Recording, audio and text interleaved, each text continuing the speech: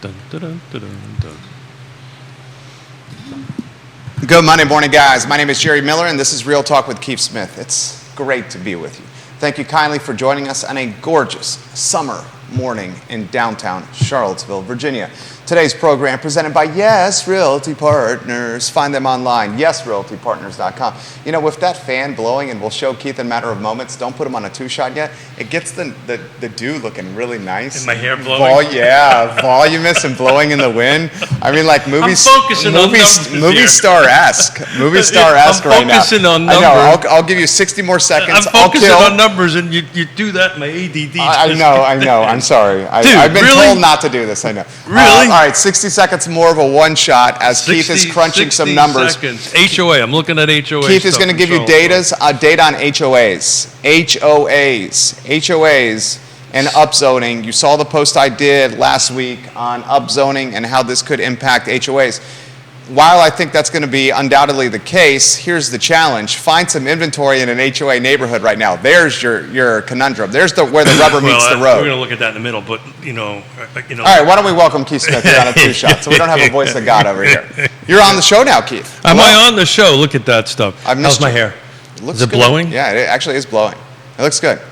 Well, I'm trying to figure out, look at some quick SFDs, single-family detached. HOA sales only, 2023. I went back as far as 2018.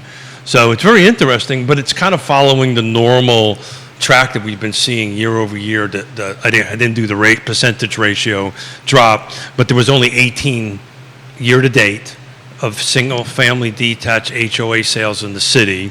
Last year was 31. There you I go. haven't figured out what the math difference is, but I think that's tracking the normal drop that we've been seeing year over. Sales in general. Sales in general, right? Interesting. The median sales price was flat. Okay. Six. Got a 6 in front of it. 626 for this year. Wait, hold on one second. If you purchased a home in an HOA neighborhood in the city of Charlottesville, Had a 6 in front of the it. median price of that house, Judah Wickower, is in the 600,000s.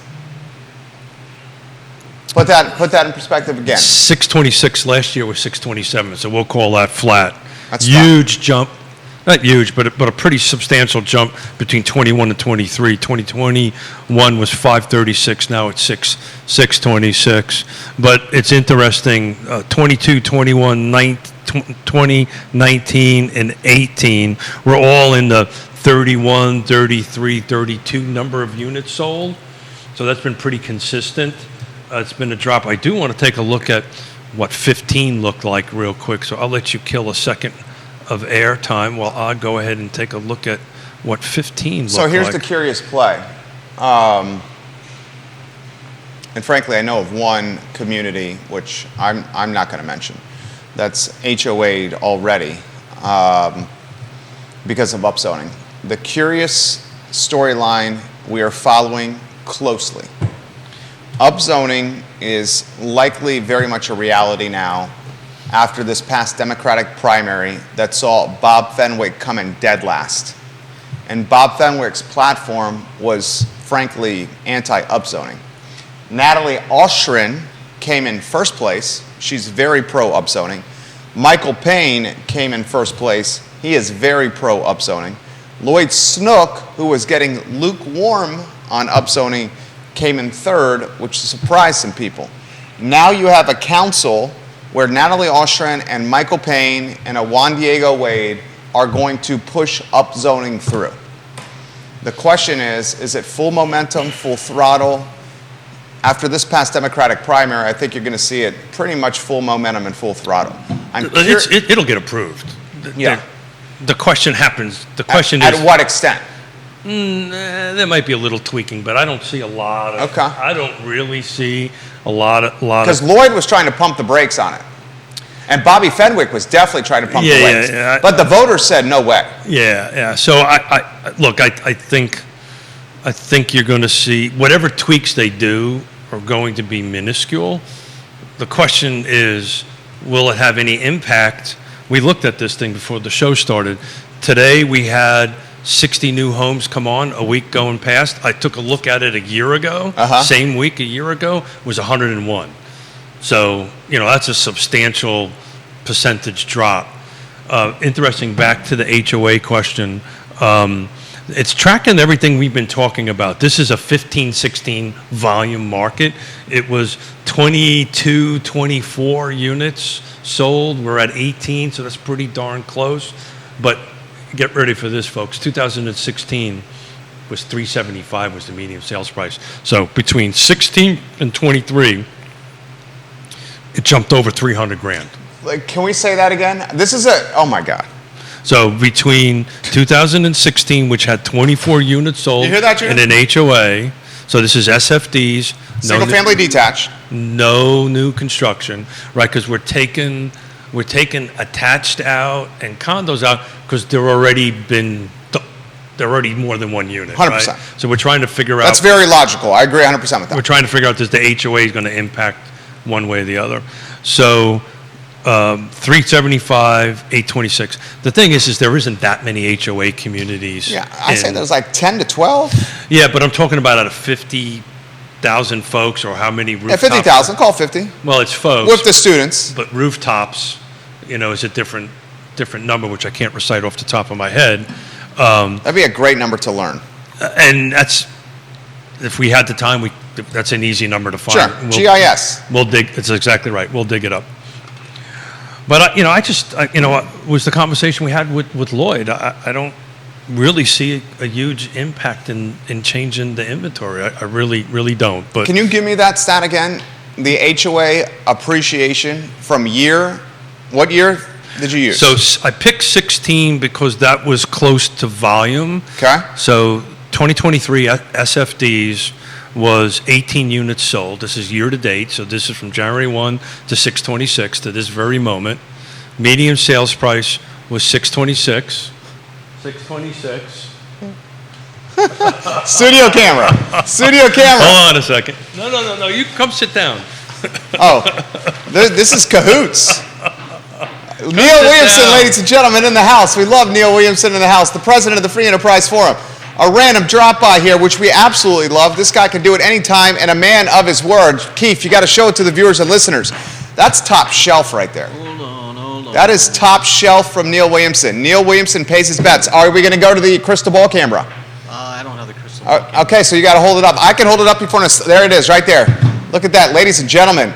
Neil Williamson, a man of his word. We were literally talking about upzoning and zoning ordinances, and Neil Williamson walks in. Keith and Neil had a bet on when this would be approved. Studio camera, J-Dubs. I love these men.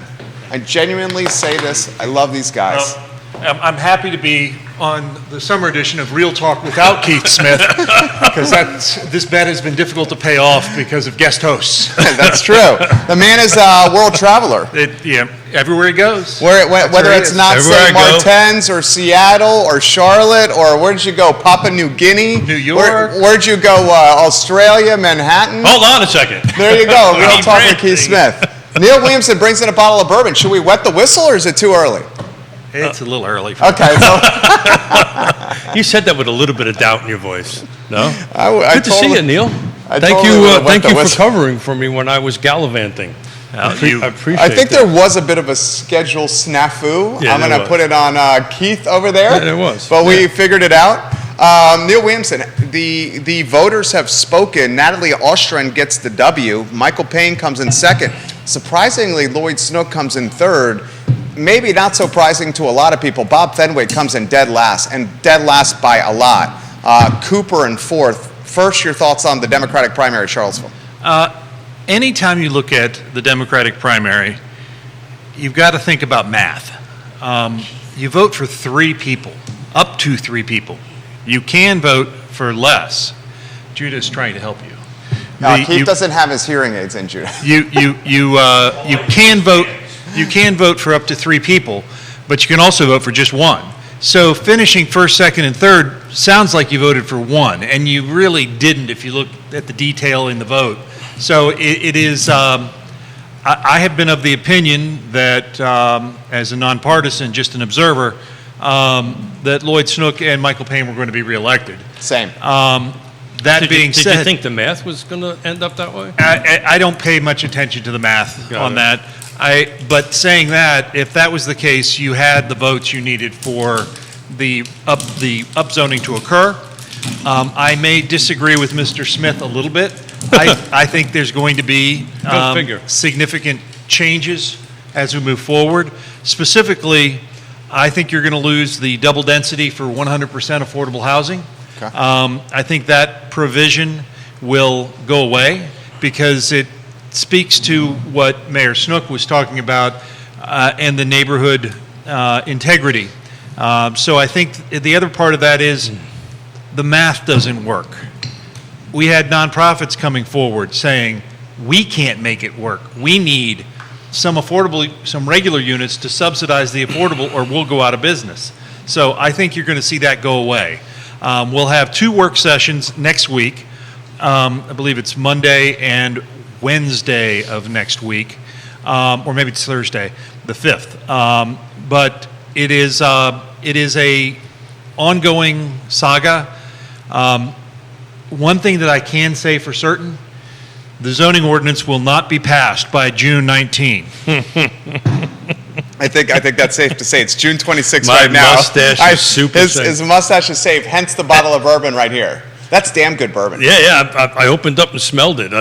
It's awfully tempting to take a sip. Should we wet the whistle? Did I ask that question You already? asked that question already, Okay, and I don't want to. Okay, we're not wetting the whistle. We're not wetting the whistle. I do not want to put Neil in a bad spot. Bellamy Brown, welcome to the show. Hey, Carly Bellamy. Wagner, hello. Kevin Higgins, hello. Brittany Gray, Lisa Costello, Aaron King, Johnny Garver, Jen Finazzo, Nikki Chambliss, Lonnie Murray, Sarah Hill Bachensky, Carrie Griggs, Jason Howard, Patty Take your Zeller, time. Juan Samieto, Andre Xavier, Jamie Turner. I can continue. All welcome to the program. Thank you kindly for joining us.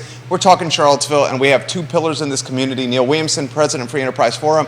Keith Smith, President. What's the title? Co-founder, Yes Realty Partners? I have no idea. I can't hear a damn li- word. All I hear is his He fan. listens to Yonna Smith quite a bit. There we go. That's his title. Upzoning. Talk to us, Keith Smith. Yeah, so I think maybe my words came out a little bit sideways. Of course it's going to get tweaked. The bottom line is it's going to get approved. It's going to get tweaked a little bit. But the conversation we had with Lloyd was very interesting about the ratcheting. I don't know if you caught that part of it. So that was telegraphing, at least to me, that look, they're going to get it done. They're going to implement a couple of small parts of it, see how it goes, and starts ratcheting it up. I'm going to talk a little bit about what Jerry and I talked off air. I can't give any specifics, but since that show, and I actually got 2 appointments tomorrow. Listen to this. I've looked at 6 properties for 6 separate different clients, and all of them are not going to proceed with either turning SF single-family detached into duplexes or do 2 or 3 units for multiple reasons. So here's what he said. We had Lloyd Snook and Bob Fenwick on the show. Very well-watched show. Since Lloyd Snook and Bob Fenwick came on the program, 6 individuals contacted Keith Smith about upzoning potential and pursuing an opportunistic entrepreneurial development potential with upzoning. He is the word finding property that is opportunistic is difficult. Is that fair? Yeah, I'm not so sure I like the word opportunistic. But, What would you say? How would you say? But Entrepreneurial? finding the parcel and the setup that actually works to fit the zoning ordinance is going to be extremely difficult. Well, I think that speaks to the design for the zoning ordinance. What do you mean by that? What I mean by that is there are setbacks that have to be met. Yeah. And the number of units that can be in and how much of the land it can cover.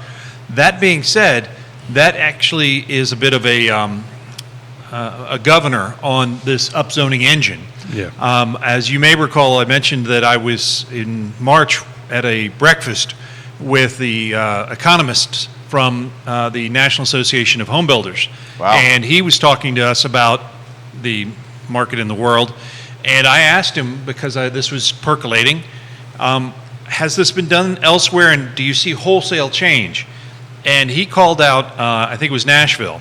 And Nashville put forth something like this, and he says, no, it's 1 lot at a time. That's exactly right. And what happens is the consultant has suggested it could be up to 1% of the housing of the lots converting each year. This economist and the retired economist who was also at the breakfast table said it would be about half that. It'll be a 0.5% of the parcels on an annualized basis. To me, that's an evolution, not a revolution. oh God, that was brilliant. I'm going to steal that from you. I love, the dude is good at words, Neil Williamson. An evolution and not a revolution. On top of that, as headwinds, labor market, very expensive. Cost of goods, we talk to our developer friends, as do you, still expensive as all get out. Give Neil the stat you offered from 2006, HOA neighborhoods in the city of Charlottesville versus 2023.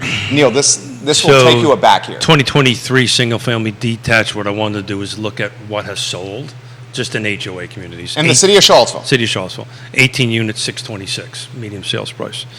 And I look at the market more like a volume-wise of a 15, 16 market. So in 16, there was 24 units sold, pretty darn close to 18. Median sales price was 375. So it's a huge delta. But how does that compare with the overall market?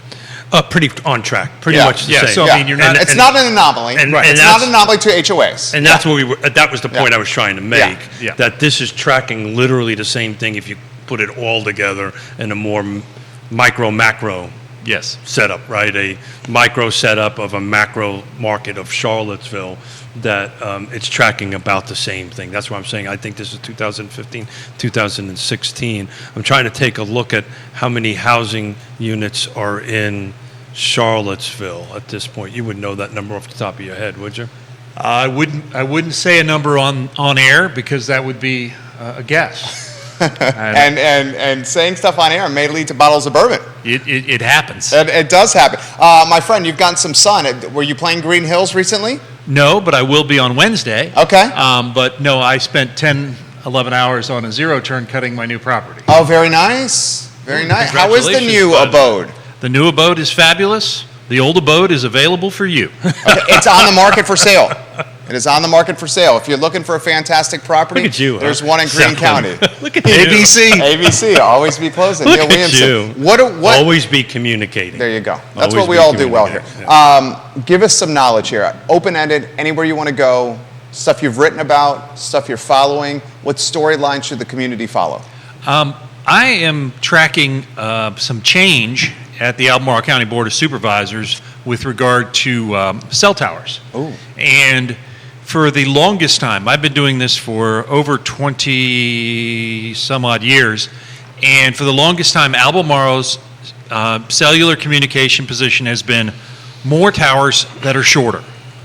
Well, there was a realization at a meeting recently that a taller tower means fewer towers, which means higher coverage. And what happened was there was a public input session, and one of the tower professionals said, you know, if you let us go just 30 more feet, we can get you 90% more coverage. Well, the consultant heard that and said, you know, let's fact check that. And sure enough, 30 feet more gets you 90% more coverage from that tower. That's Did significant. you say 90%? 90%. 9-0. And so that's significant. Then you put on the idea that every one of these towers has to have a road and a transmission box, and the ecological impacts of that. That And minimizes the number of towers. minimizes the number of towers, minimizes the impact, and maximizes the coverage. My goodness, is this rocket science? And I'm pretty sure this is all line of sight stuff, right? That's how this is supposed to work, I'm right? very curious what Lonnie, as a citizen, thinks about this. Lonnie, please offer some perspective on this. You're watching. Trust your opinion tremendously. Neil, show is yours. I believe that this is a change, and it's a positive change. And I think one of the things that you have to recognize is the code as written considered cell phones, in my opinion, to be a luxury. It's 20-odd years old. It passed right before I started at the Free Enterprise Forum. And technology has changed probably 3 times during that time frame. And the need for your cell phone, I mean, how many cell phones do you carry, Jerry? I only carry one. Yep. I only And carry one. I have Judah's got a burner phone, though, for the ladies. For I the see. ladies. He's got a burner phone for the ladies over there. I kid because I care, Judah. I kid because I care. But I do have many government employees carry 2 phones, yeah. one for the government And one for their one for personal. themselves, especially elected officials. Yeah. They conduct all their official business on one phone that can be FOIA'd and their personal business on another. I firmly believe that the demands from all of these laptops and wireless communications, it's about a safety issue. Oh, yeah. When you don't have cellular coverage, one person brought up from the dais the concern that, say you're Keith and you're on your bike out at Walnut Creek Park, and you trash the bike. Who do you call and how? Because there's no cell coverage. And does the county bear any responsibility? And this was a discussion at the Planning Commission. Wow. Is there exposure legal from the county if you're mountain biking? That's why I wear that. If you're mountain biking at Walnut Creek Park, which I've done hundreds of times, he's 100% right. That's where cell service goes to die. If you seriously get injured, I had this conversation with Dave Kane on the squash courts. This literally happened to him. Yeah. And he had to get paramedics come and rescue him. Nakia Walker did something very smart on her Facebook page. She suggested if you're ever going into a place with no cell service to change your voicemail. Like if you have 5 to 6% left on your phone and you know your phone's going to die, immediately update your voicemail with a roundabout coordinates of where you're located, because even if your phone dies, your voicemail stays permanent, so you can let people know that way. Nakia, I thought that was a brilliant suggestion from you. Giving you props, former Mayor Nakia Walker. The other thing you can do is get it, like I have. I've got a medical ID tag with my medical chip in it. Dude, I never thought about that. You just blew my mind. Would the county have legal exposure? I don't think they would. No. But you also didn't sign a waiver that said death 5 times, such as the Titanic submarine. But the Too early, Neil. Too early. did that one sink? Too early, Oh, Neil.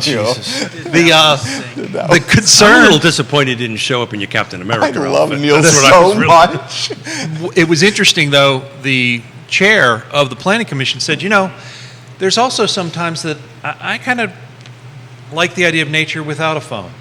And I thought that has some merit, too. Yeah. And so I think that's a complicated question. Look at it a different way. How many people in this studio actually have a landline in their house? I do not. Not anymore. Yeah. I'm, Do you have a I'm a landline month in your- away in your from having a property? landline. Yeah. I don't have a landline. So back to your safety thing and your 911. So if you don't have a landline, 911 doesn't exist because it's all connected to that. That's why it'll default right to your cell phone. It is a.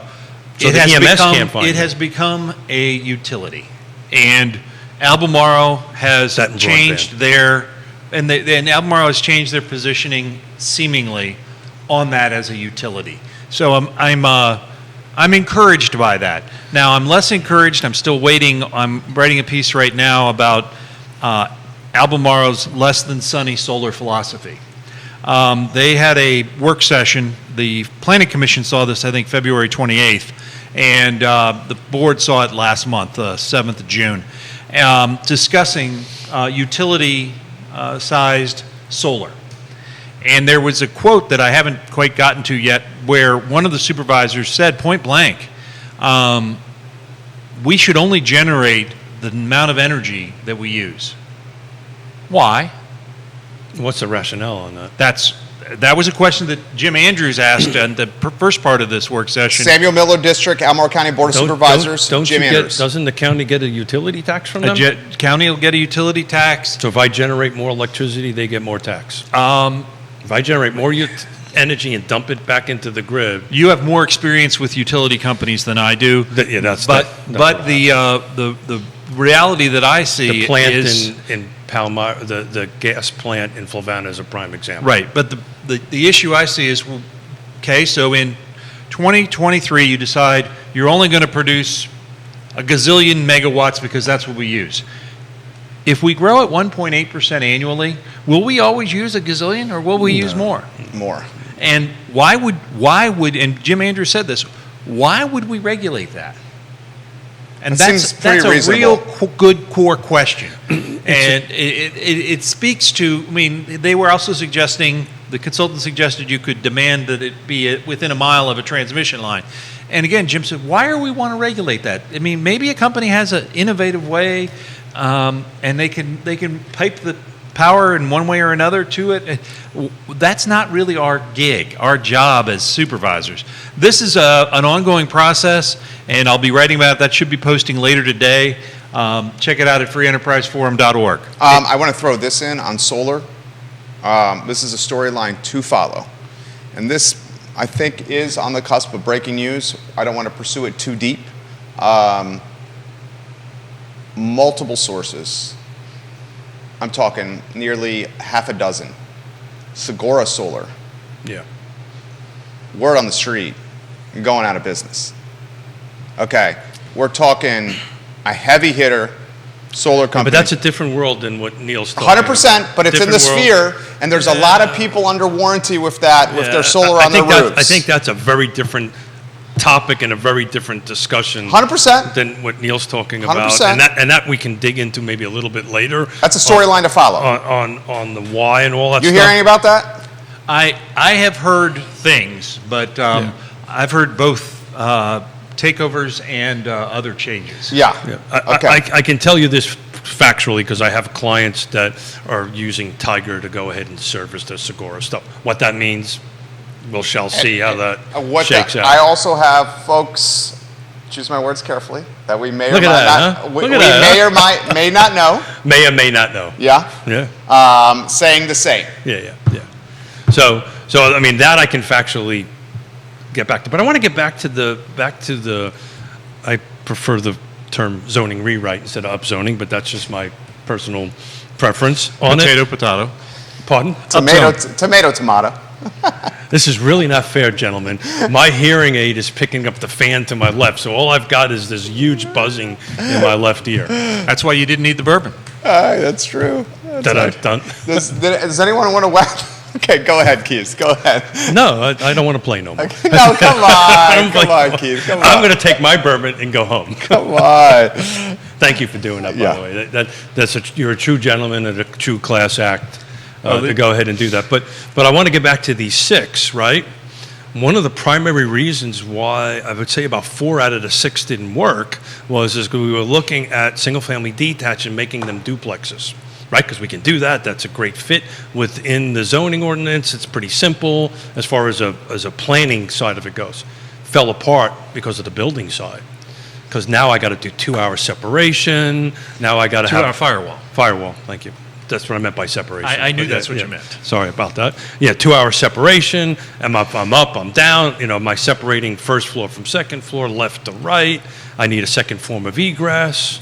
You know, all these different things. The basement height needs to be a certain height now because now and they all just fell apart because the numbers just didn't work. But how long will those numbers not work? That's the question. That's a great question. So to your point, I think this is a 100% one-off, lot by lot, over time, that's going to grow. But this is not going to be thousands of units just miraculously happening. But this is a generational change. in Generational zoning. change. I would agree with that. I would agree with Roger Voisinay watching the that. Hey, program. Roger, how you doing, man? Roger, not only a fantastic agent, Mm-hmm. but a solar aficionado. I think that's safe to say. Just a good all-around good Great guy. too. Mr. Woolen Mills, arguably the mayor of Woolen Mills, literally writing this on the internet, he is. I have heard exactly what Jerry said about Segura Solar from lawyers and other reputable sources. Yeah. Okay, this is something to follow as many homes have solar under warranty with a business that seems to be on the cusp of either, how do you want to characterize this? So I tell you what we're going to do. How do you want to characterize We're going this? to put a pin in this, and Okay. we're going to invite a couple folks from Tiger to come in and talk about this because we'd rather have them. Roger, do you want to offer some perspective? Because on that end Roger of it. seems to know So, what's but going on. I want to be here. careful because if you have a Segura system, 100%. If you have a Segura system and you're having struggles getting it serviced, Dude, that is all over the internet right now. okay. Yeah, So yeah. I've got a solution. Okay. I got a guy. You got a guy. I know a guy. The Suttons. Call the Suttons. Yeah. Call Tiger Fuel. They'll come in and take a look at it. I may or may not be in the same position. So I'm just telling you, reach out to Tiger Oh, that's Fuel. right. You got it on your Yeah, house. you. Holy crap. Yeah. So reach out to Tiger. They will come in and take a look at it. It might cost you a little bit of money, but they'll look at it. They'll service Oftentimes, it. the other companies don't like to service the other company's work. Tiger has. I guess the Suttons see an opportunity there. No, I think they're just doing the right thing. They're good community people, and I think they're doing the right thing. Yeah. You like that, huh? I like that, huh? You're a good man right there. You know how to play the game. I'm trying to save you, brother. You know how to play the game, Keith Smith. All right, I'm following your lead. Keep going. I may or may not have sold a few things in my life. You know how to play the game, amigo. You're absolutely And look, wonderful. I mean, I'm just, how long have we been doing bets on the show? This is the first one I actually This is your won. first one. This is my first win. And that was a huge risk for me. It was stated in January of 2022. So, if I'm off by a few months, so be it. When do you think it gets approved? It gets approved before the end of the year. Before the end of the year? November is the date I'm picking. What do you think? I've had this game. I'm not losing another expensive bottle of bourbon. This question's come in the mix. This is a great one for Neil and Keith. Brian, I appreciate your question here. Do Neil or Keith think upzoning will come to Albemarle County? See the 2 deep breaths we just I did? know. I paused there. I would love to say yes, but I don't see the political will in Albemarle County at this time to either increase the density or expand the development area. I agree with that. There's one candidate that is pro increasing the density, and he's running unopposed, and that's Michael Pruitt. Nothing but respect for Mr. Michael Pruitt, who's running in this election. But it's going to take a couple other votes to make that He's happen. the only one Yeah. that wants that. Ann Malik is being challenged by Brad Raddick. Is that his last name? Yeah. TJ Fadley is challenging B. Lepisto Kirtley. Neither of those four are going to be pro-density. Galloway and McKeel have already said on the show, and I believe Supervisor Galloway is watching, that until these shopping centers are full, we're not going to expand the 5%. Yeah, I think they're going to want to try to fix or work within the 5%. I think eventually... Wait. Let me finish. I think eventually that reality is going to sink in that that's not going to happen. That kind of conversion is extremely costly. I'll let you answer, Neil, because I've got a piece of... Here's the reality. Sure. It's not 5%, folks. Yeah. Right. You've got Biscuit Run Park that's 1,200 acres that is no longer a part If it's of this. 1%, it's a lot. It is not 5%. Yeah. So the reality is not, I've been asking for 10 years. Let's have a conversation discussing when we can have the conversation. Because we know at a growth rate of So 1.8. let's talk so we can figure out how to talk. There you go. Let's have a pre-production meeting. Well, so that we know what we're going to talk about. Well, We have them, so that you know. Occasionally, when you're not riding your bike prior to the program. Yeah, today I was late today. I needed to get my miles in. I've got a 210 mile race. I'm riding in Supervisor July. McKeel was in Neil's seat. Yeah. And I have the sound Yeah. and the tape. Yeah. Literally looked in these cameras and said, until the shopping centers are full, Yeah. we're not making a change. So can I give you my prediction of how this is going to shake out? Because it's interesting, because you're going to be part of this, Neil. There's a lot of watching going on between the city and Albemarle County, right? The Albemarle County Developer Incentive Program. It's really interesting. I've actually had more engagement and questions from city councilors on when this is going to happen. We want to be part of it, because I think they're watching it to see how that could potentially work in the city. And I think on the flip side, I think what you're seeing now is elected officials or staff saying, okay, let's see how this thing really shakes out. Let's not reinvent the wheel. Let's let the city do its thing. And then at that point, they'll look at it. And I think we both agree, in order for this to show any forward movement in the city, it's years out. So I think Albemarle County is going to be Albemarle County. They're going to try to figure out the development incentives on it, try to grow a little bit of density that way, and then they're just going to chill out and let this thing play itself out in the city. That's how I see it. We'll see how it shakes out. Well, as I've We said got to on, get to Danville. He's watching. as I've said on this program before, nothing happens absent a willing property owner. Yeah. So you can point at, quote, empty shopping centers all you want until a property owner wishes to change the use. It doesn't happen. Yeah. What's the property? What's the one where Big Lots is in? Is that Seminole Square? Big Lots is now in the Toys R Us building. Yeah, is that Seminole Square No. shopping? No, what's the shopping center that had the old Big Lots? The old Big Lots was in Seminole Square. Yes, Seminole Square, there is planned apartment development there. I got a client that was looking at space there. One of the reasons this shopping center is quite vacant is the difficulty of signing long-term leases, Yeah. because it's a planned apartment conversion. And the ones that are not being converted, you're going to be in a construction zone. So we have a very vacant shopping center. Supervisor McKeel directly pointed to that one. And remembering the Seminole Square is actually in the city.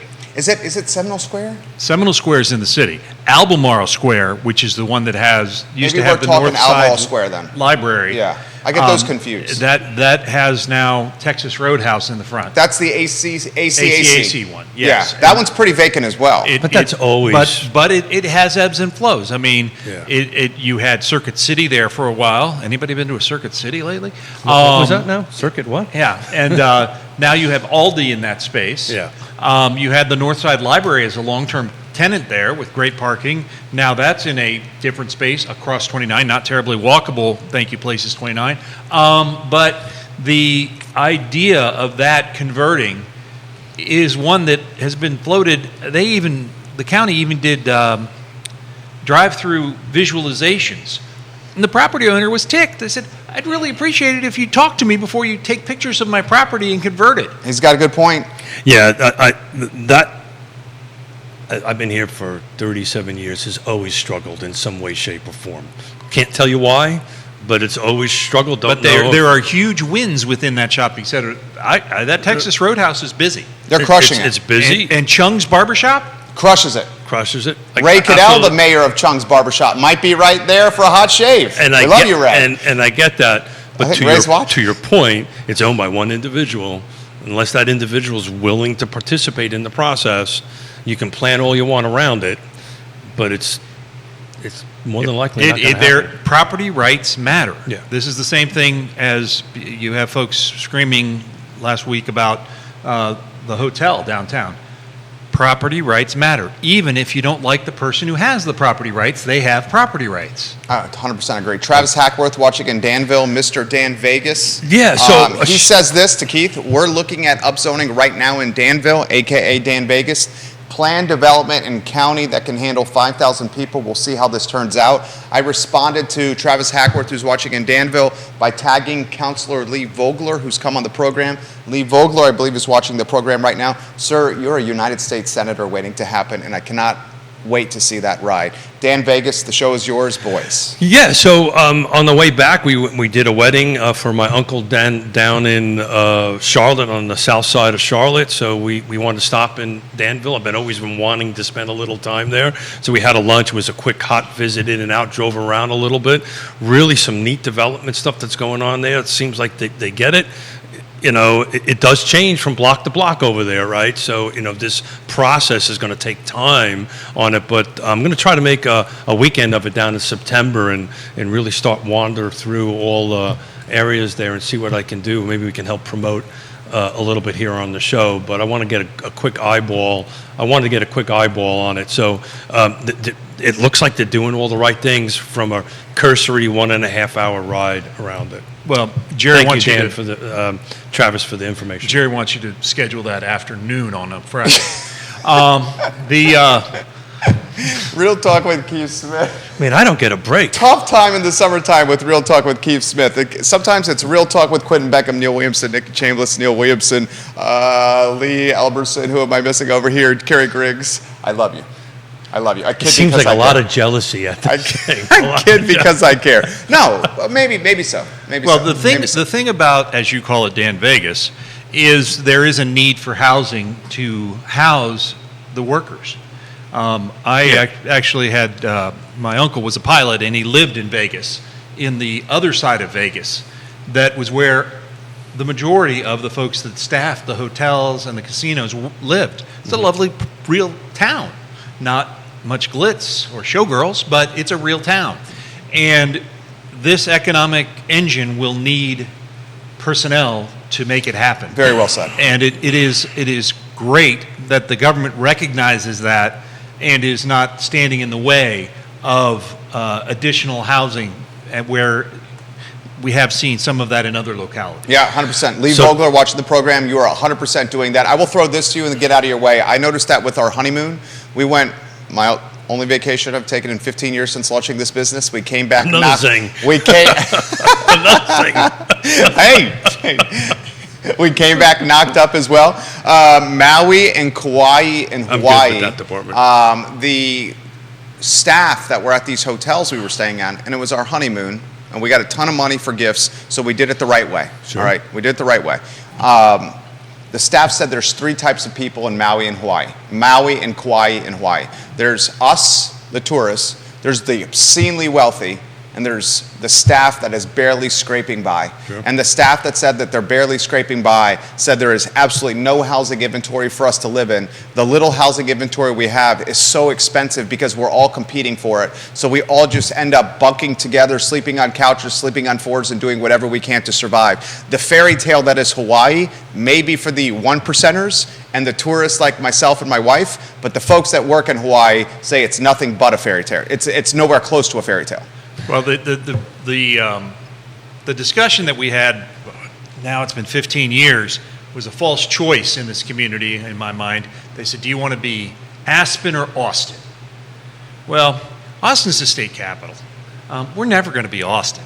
And Aspen, well, they seem to have a few things that we don't. So I didn't accept it as what it is. But the bigger question is, how do you have a diversity of housing types that serves the public? Well, one way not to do it is to restrict the land mass that you can have housing.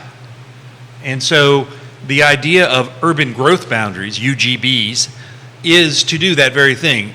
Restrict where development occurs because that is the best place, most efficient delivery of government services.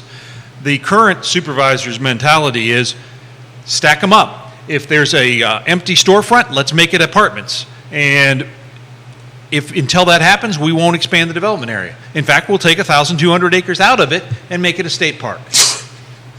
You haven't even mentioned Ravenna Station. No, I didn't mention Ravenna Station. Took some away. Half of that is in the development area and half is not. We were in front of the Board of Supervisors last Wednesday speaking clearly that the acquisition wasn't on the table Wednesday night. What was on the table is whether or not the county would allow private industry to locate there. A quirk in state law says you have to have a public hearing prior to closing on the acquisition in order to allow private business to attend there. I told the story, I grew up a military brat, and my dad did 2 tours of the Pentagon, and we used to on Saturday, or actually a Friday morning in the summer, my brother and I would go down to the Pentagon and get our hair cut in the Pentagon, and then go to a really crappy restaurant called the Pickle Palace and have sandwiches before my dad threw us on a bus on our way home. But it was the reality is whether or not you're having the consultant tail of these large businesses and conglomerates or the Pickle Palace, private industry should be co-located with the institutional users. That will cut down on carbon emissions, that will cut down on cars on the road, traffic, and it will improve the quality of life for those working and doing our work at Ravenna Station. It's interesting where we had this wedding south of Charlotte was a live, work, play community. It had 2 hotels in it, ton of restaurants, churches, single family detached apartments. It was this huge setup. It was about 6 years old, and we got there early Friday because I was off, wasn't on the show on Friday. Early Friday, came home late last night, parked the car, and never left. Even got a haircut because there was a barber right across the street. So it was that, and you would bump into the local residents that were actually living there, that's what they were doing. They were living in apartments, they were working in the Class A office space, or wherever they were working in that. Does this feel more like Greenville? Because I know you've been, I'm changing gears on you a little bit. Greenville, South Carolina? Yeah, that so place I know, is awesome. I know you've been there, looked at it. I've been there a couple of times on my vacations on that stuff, but tell us a little bit about comparison. Sure. We went with the Chamber of Commerce trip. Right, the Chamber of Commerce did a discovery trip last year. It really came together very quickly. I was at a board meeting on a Wednesday, and my board said, "You're going to go on this trip," and I said, "Okay," and I left the following week. The Greenville there's really important things to know about Greenville. They've done some really cool things. They've had the same mayor for 20 years. Yeah. And he knows how to twist an arm. I mean, may remind me a little of Jerry, because he gets things done. And he gets, they've just redone this park down in the floodway. Imagine that, a park in a floodway, where they have soccer fields and a big community center. And there are these playgrounds, and each one of the playgrounds is sponsored by a commercial entity. That's awesome. And they get signage. And so it's a source of community pride. And they're buying. I see our local government not doing that. I would welcome that. But it's roughly the same amount of people, right? It's roughly the same amount of people. No university, though, right? There's Clemson's a hop, skip, and a jump away. Clemson's a hot skip and a jump But it's not away, in but the it's town not of in the town. town of Greenville. And what's the small town? There's a small college that was in the town and just moved about 20 minutes outside of town. But So we don't have that huge you don't have that UVA huge, and you don't have presence there. defense industries there. You do have real industries within the corridor. Sure. They actually build cars, manufacturing Yeah. in South BMW, Carolina. right? BMW, yeah. Greenville's awesome. Greenville is an awesome visit and a lot to learn. I encourage folks to go to freeenterpriseforum.wordpress.com and just put in the search engine Greenville, and you'll see my travel log from that. You got a little pushback here. Jonathan has this comment. He goes, now I respect where he's coming from here. He goes, I want to push back on what Neil says. The supervisors are trying to maintain quality of life here and sticking to a comprehensive plan that's been around forever. And as a result, homeowners have seen significant appreciation in value because we don't have housing everywhere to water our values down. Please break this up with Neil and Keith. Jonathan, that's a great point. And the idea that those who got in have achieved significant appreciation is important. It's also a question of, well, where do your first responders, teachers live? Your children. Where will your children live? So this is really a generational problem, and I've been saying this on the show a couple of times. There's this conflict between the Gen Zs and the millennials in the real estate space and me, the boomer. And that's really what's happening. And it's funny, at this wedding, literally, you just can't get away from this stuff. That's what we were talking about. I was having people ask me about housing and all these different, related impacts on it. So, density matters. Neil taught me this. And I learned so much from you guys. Neil said the folks that would be the advocates for the housing can't be the advocates for the housing because they don't live here. And they don't vote here. And Jonathan's point that we've had this comprehensive plan forever is a very valid point. But aren't they redoing it? They have to review it every 5 years. That's right. AC 44 is going on now, and there will be an update on it, last item on the Planning Commission agenda on Tuesday night. But So do me a favor. That acronym AC 44, explain what that is. Albemarle County 2044. It's Thank a you. 20-year plan. And So they are looking at it. State code says you have to review. It doesn't say you have to change. You have to review your comprehensive plan every 5 years. And so this is that review. The question that Jonathan raised was about how long it's been in place. Well, the development area boundary lines, for the most part, were drawn when Jimmy Carter was president. Jerry, you remember those days, right? No, I do not. Okay. And what years was Jimmy Carter president? Jimmy Carter was president until 1980. Okay, so this is prior to my birth. Prior to your birth. Yes. A lot happened before Yes. you were born. So my first vote was Your first vote was in 1980. My first vote. And- That was your first presidential? Mm-hmm. Yeah, that's Well, legit. that was my first political joke. I sold the joke. I asked Santa for a Ronald Reagan doll. What does a Ronald Reagan doll do? You wind it up and it goes to the right. Still remember it.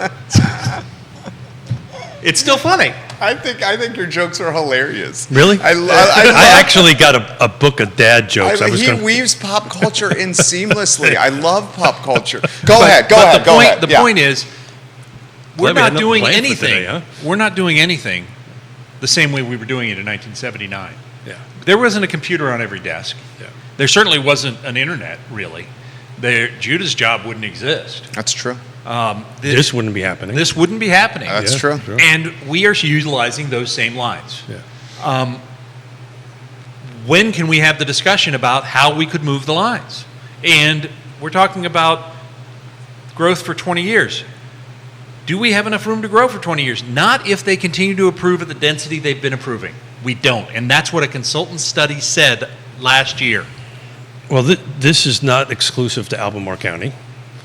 I'm sorry to say. Albemarle's really good at it. I'm sorry to say, I think your county's going to start adopting some of that thinking of it. Well, how about Chris Fairchild, Fluvanna? And Fluvanna and all that stuff, and I've been taking notes as you guys have been speaking. You guys been speaking. There's a couple of I do a little bit of commercial. There's a fair number of clients that look in the Zions Crossroads area that just won't come because there is no housing.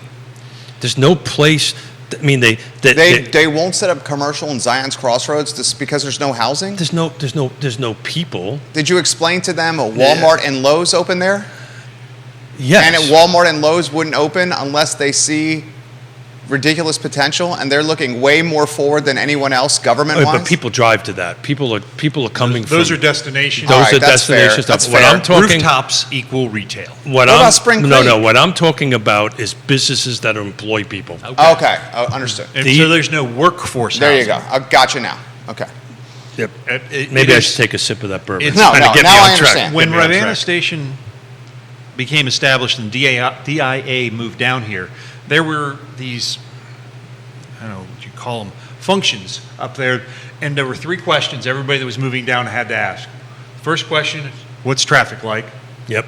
Second question, what are the schools like? Yep. Third question is, how much is it going to cost me to buy a house? Yep. Because I'm selling in a pretty hot market, Yep. and what can I get for my money? Those were Yep. the 3 questions every single time. And guess what? A big company that is going to come in Those and are the same 3 relocate it, questions. they're going to ask the same exact three questions. So to some of these local officials that are in these other counties, Yonna asked me, we were talking about this, debating this with my mother and father, and I'm not really, and I love them to death, I'm not really sure where they went from being very right to left, but they've changed their thinking, right? They're in their mid-80s. They don't want anybody else to come here. They're in that kind of mentality because they've been And here. you're describing that as left.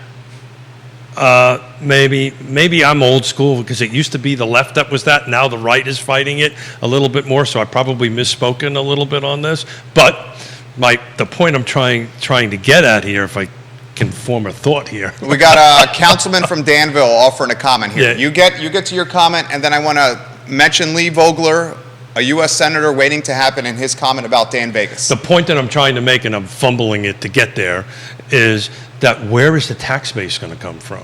And that was the question that prompted an hour discussion on the way home from North Carolina, right? So if Fluvanna County is how many points percentage of it for residential rooftops? 90 something, high 90s roughly, something along those lines.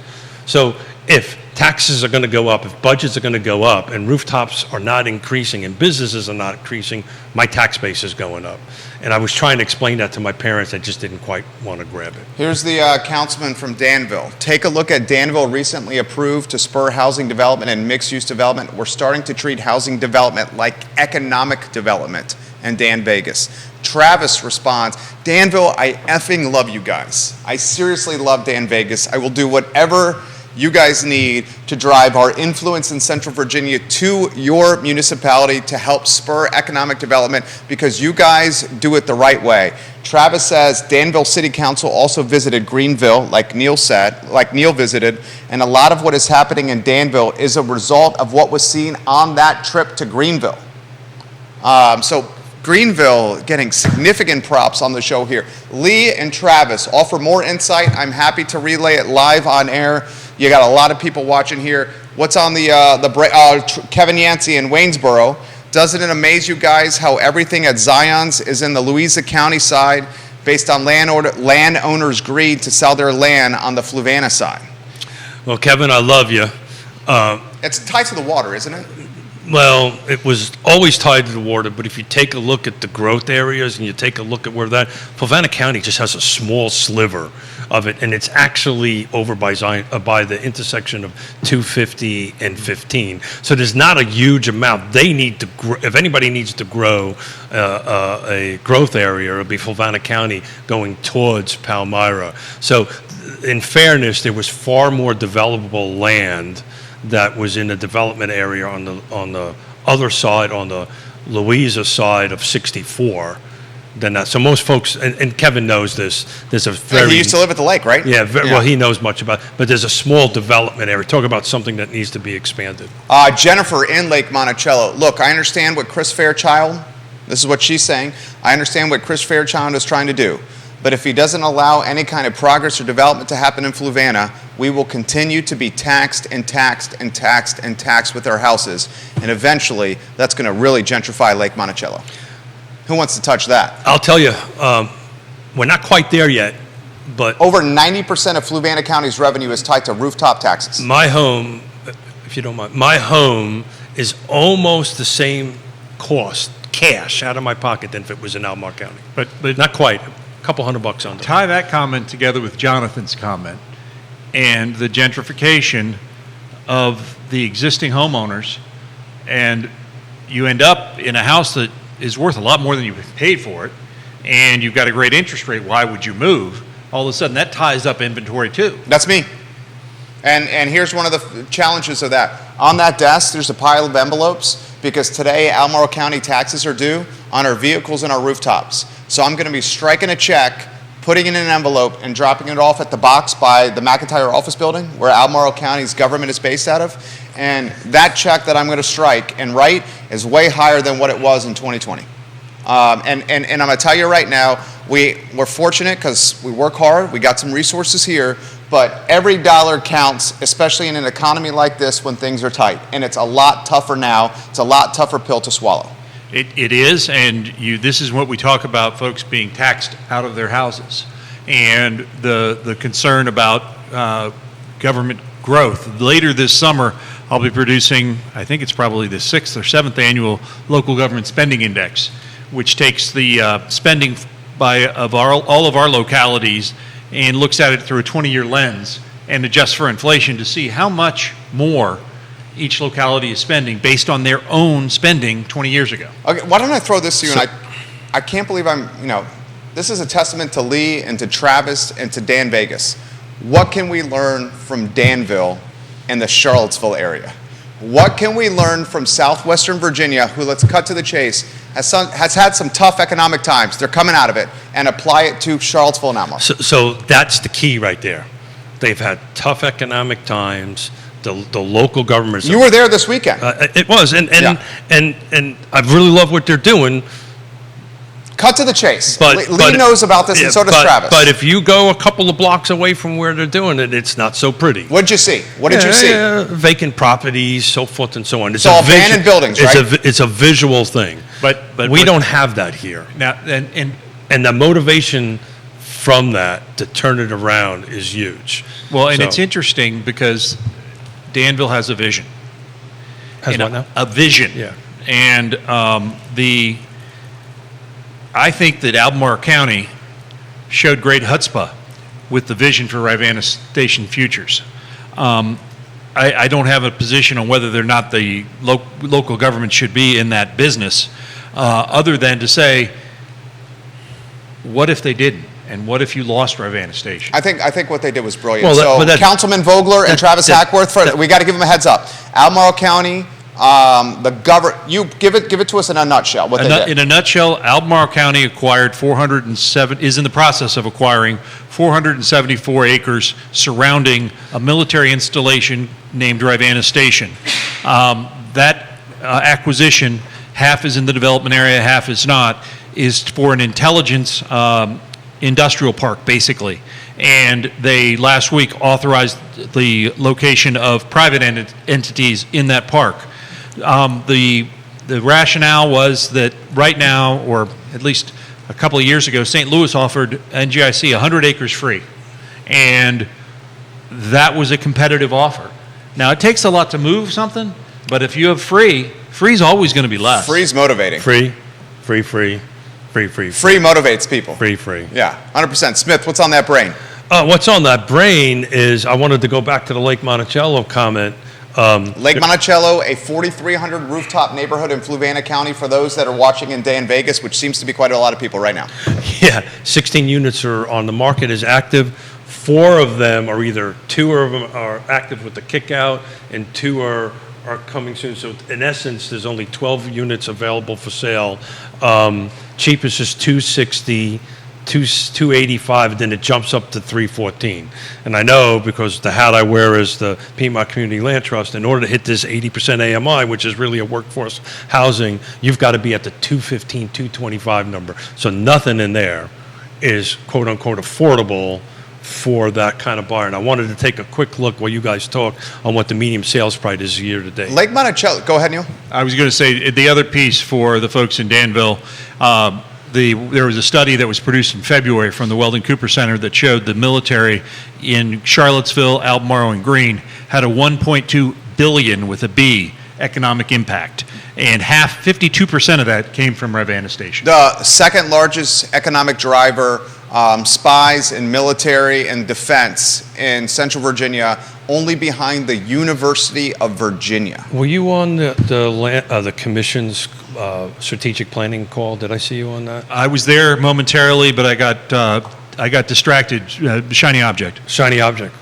So actually, Squirrel. I made a statement because it's public, so it's out there, that what I would like the Planning District Commission, which I think is a great use of funds, and the Regional Housing Partnership on that, is to create a similar ROI for housing in the jurisdictions, right? To see. I think you guys are 3. I'm sorry? I think you guys are in the 3 slot from an economic driver, real estate. You think it's more than defense? No, I think it's lower. You think it's lower? What do you think is in the 3 depends on how slot? you look. Hospitality, tourism? Hospitality and tourism is Yeah. easy number 3. Okay, so all right, I'll give them that. So tourism, wines, wineries, vineyards, breweries, weddings, tourism in the 3 slot. Now you're 100% right, now that I think about it. Do you think they're in the 4 slot? Well, it depends how you define housing, but yes. That's the key. The supply chain of housing. What's the direct, the indirect, and the long-term cost of housing?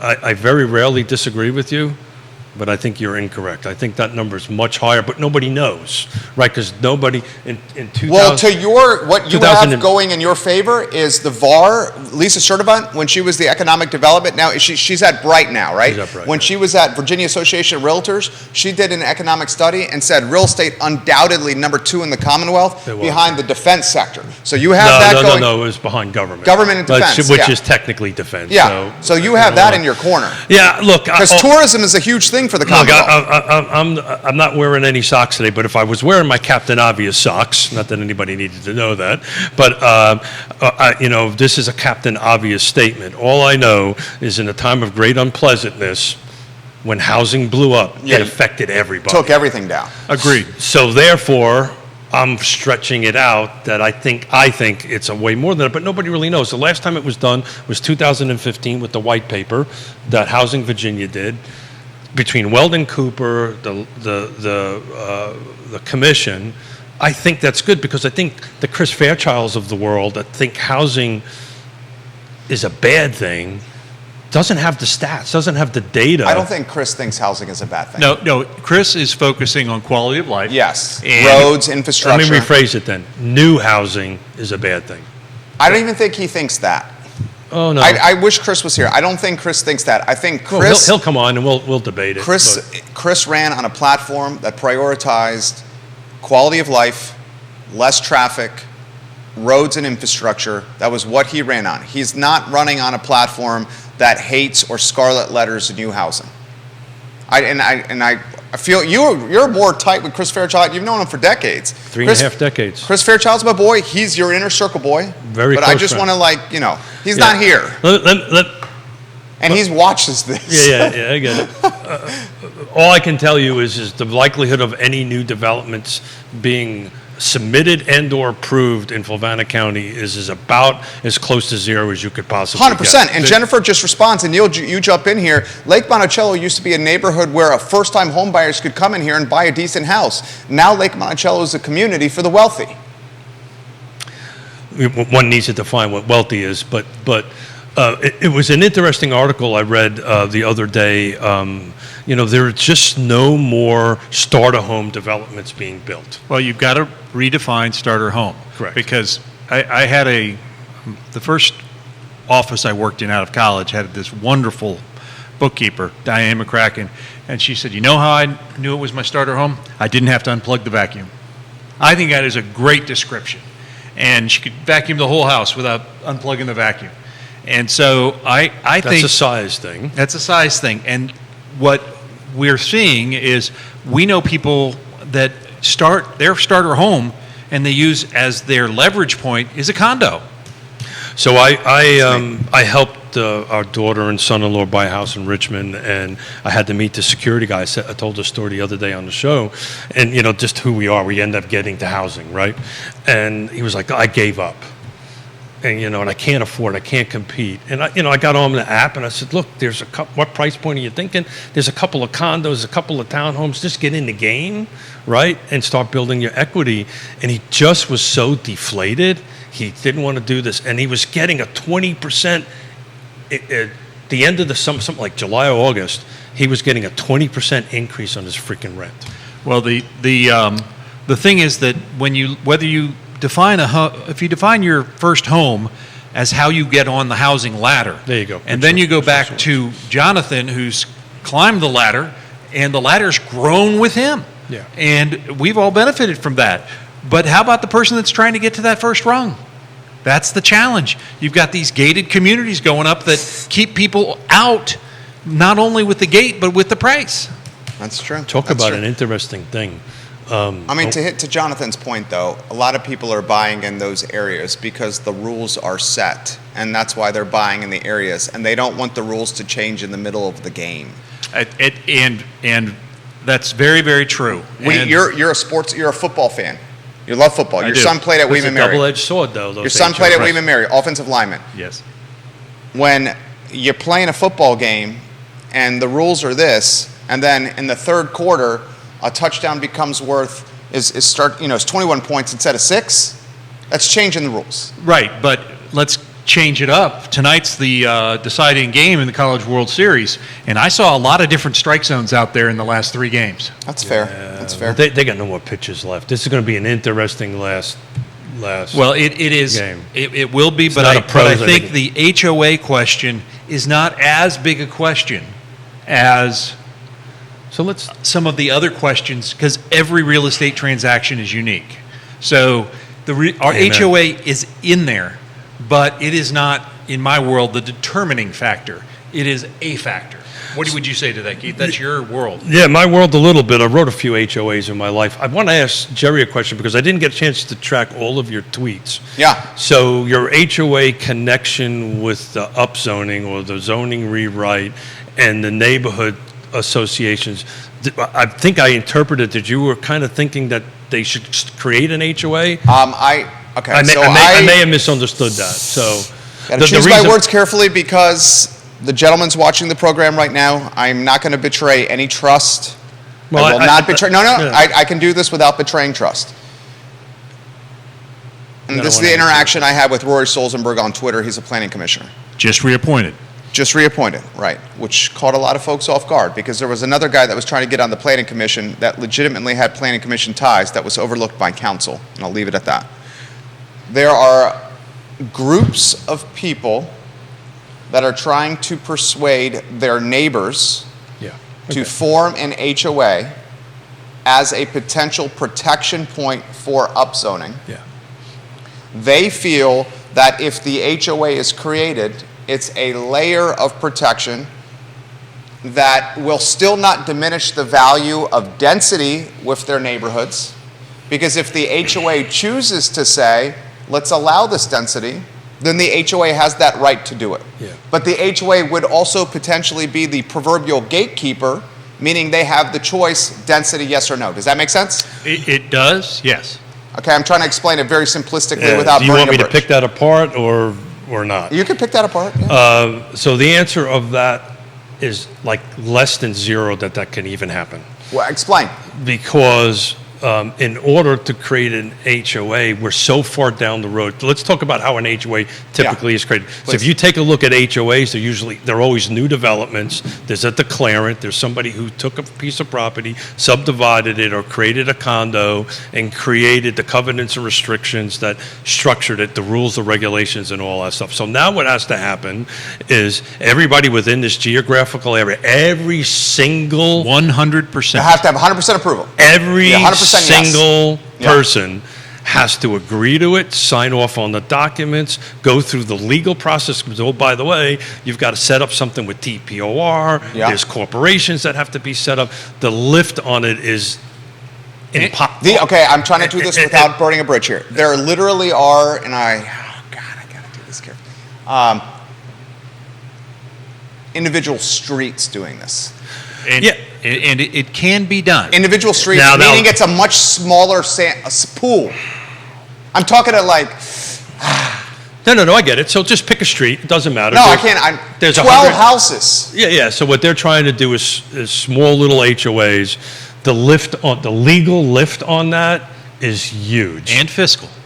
Excuse me? Fiscal. Yeah. Fiscally. Pooling resources. Yeah. Because you have to have. So technically, it can be done. Yeah. It's a Where tremendous. I'm not talking like this is Belmont. No, where I got it. a family in Belmont is trying to get all of Belmont. I'm I got talking it. one street. Yeah. And DPOR is going to jump in and say, whoa, you need a little bit It's more. already than happened 12. once. 12, yeah, but it was a little while ago. It can happen. Yeah, it can. I will say that not in this community, but in another community in Massachusetts, my daughter has a house and she's in an HOA. Yeah. The HOA is her and her neighbor who's up the other side of the duplex. Yeah. That's the whole HOA in Boston. So This which building's is a, an HOA which is building. which is a Commonwealth also. This is an HOA building. Yeah. Yeah. So this is a condo building, a different structure, different setup Yeah. than an HOA. It can be done, but then is that going to impact your sales value? There's But all remember, different. Gosh. Yeah, yeah. The street is not saying no to density. Right. They're saying No, I know exactly what They're they want to do. saying- They want to. we can allow the density if we want, Yeah, sure. but we have this layer to give us some autonomy over governmental policy. Yeah. So HOAs are a very slippery. I can't even say the word. Slippery slope. Slippery slope. I've written a bunch of them. I live in the second largest one in the state of Virginia. What is the largest one? It's up in northern Reston. The city of Reston is It's actually not dead, it's Reston. is actually an HOA. Roger Voisinet's got some insight into this. But here's the slippery slope on it, folks. You can create all of that stuff, but then that board controls it. And an HOA, based on the state law, again, I know a little bit about this, is actually more restrictive than a local government. You can really set stuff up. I can foreclose on your home way faster than the bank can, way faster than the government can. It's I know what they're trying to do, and I know how they're trying to control it. But they need to pick up the phone and call somebody like Valerie Long or some. There's attorneys that specialize in this. Yeah. And those attorneys are having their phones wrong. Yeah. And that really, one may or may not be the. Roger Voisinet, Chisholm Place was not originally an HOA, and the owners resisted setting up one post-development, mostly due to financial obligations it would create. Yeah. Yep. I will tell you, Roger can answer this question, or any other real estate agent that's watching this question. We are now, at least I am, getting a bunch of phone calls about, I'm looking for a piece of property that's not in an HOA. Yes. I don't want somebody to tell me what color to paint my house.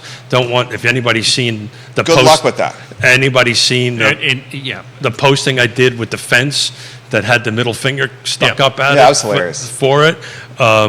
People do not want to be told that. But when you look at local government, when local government looks at new development, even just carving up land, if it's over 5 lots, they are mandating an HOA because it relieves local government of responsibility. Snow removal, common area maintenance, stuff like that. You hear what he's saying right there. So these things are slippery slopes. Dude, it's such a dynamic. I love this stuff because of it. It's great for a talk show. I'm going to point out something that is not very pleasant. Gosh. So the house that my daughter bought in Richmond was subdivided in 1909. Guess what's in the deed? Go ahead, say it. racial covenants. There's racial covenants in the deed. Although the state has deemed those null and void, there's a real conflict between deed attorneys and the state because the deed is the deed is the deed. That's exactly It right. reflects what happened at the time.